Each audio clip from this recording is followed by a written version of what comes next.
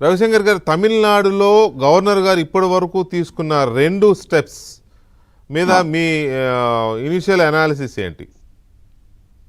అసలు అంటే మనకి కంటిన్యూస్ గా మనం పుంచి కమిషన్ గురించి, సర్కార్ కమిషన్ గురించి, వీటన్నిటి గురించి మాట్లాడుకుంటూ వస్తున్నాము. దాంట్లో ఏంటంటే governor should select a chief minister from among the parties or groups అనే దాని మీదకి వచ్చినప్పుడు first preference alliance parties that was formed prior to elections. Second, largest single party staking claim to form the government with the support of other including independents.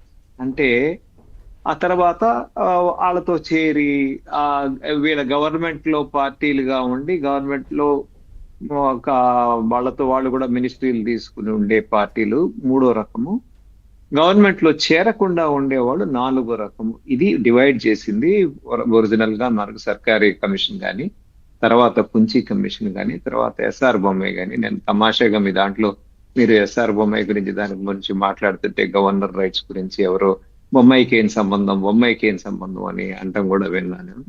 దాంట్లో అసలు బొమ్మాయే మొత్తం ఆ రోజున అటల్ బిహారీ వాజ్పేయి గారు, మన శర్మ గారు ఆయన ఉన్నప్పుడు వారు 142 కాంగ్రెస్ కూటమికి 190 ఇంకో కూటమికి వస్తే ఆ కూటమిలో వాజ్పేయి గారి కూటమికి కూడా వచ్చినప్పుడు ఆయన మస్టర్ చేసుకుంటారు. సింగిల్ లార్జెస్ట్ పార్టీని పిలిచారు 96 ప్రాంతాలు. పిలిస్తే అది ప్రూవ్ చేసుకోలేకపోయారు. వారు మిగిలిన పార్టీలు రీజనల్ పార్టీ సపోర్ట్ చేస్తాయి అనుకుంటే కూడా, అంటే అసలు ఈ ప్రొసీజర్ లో ఎస్ఆర్ బొమ్మాయి ఆ తర్వాత వచ్చింది. దాని తర్వాత రామేశ్వర ప్రసాద్ వచ్చింది. ఆ తర్వాత మనకి నవాబ్ రేబియా అనేది 2014 వచ్చింది. ఇవన్నీ వచ్చినాయి. దాని ప్రకారం ఏంటంటే ఈయన ఒక single largest party staking claim అనే దాన్ని సెలెక్ట్ ది చీఫ్ మినిస్టర్ అంది. లాంగ్వేజ్ ఏంటంటే అంత క్లియర్ గా ఉంటే వీరు పాపం ఆయన నాకు 107 అంటే ఆయన 108 టెక్నికల్ గా అయినా కూడా 107 కింద లెక్క. అందుకనే 234 అయినా కూడా మనం ఇవాళ 233 కింద తీసుకోవాలి. ఎందుకంటే అతన్ని ఎక్స్క్లూడ్ చేసుకుని ఒకే సింగిల్ ఎమ్మెల్యే కాబట్టి.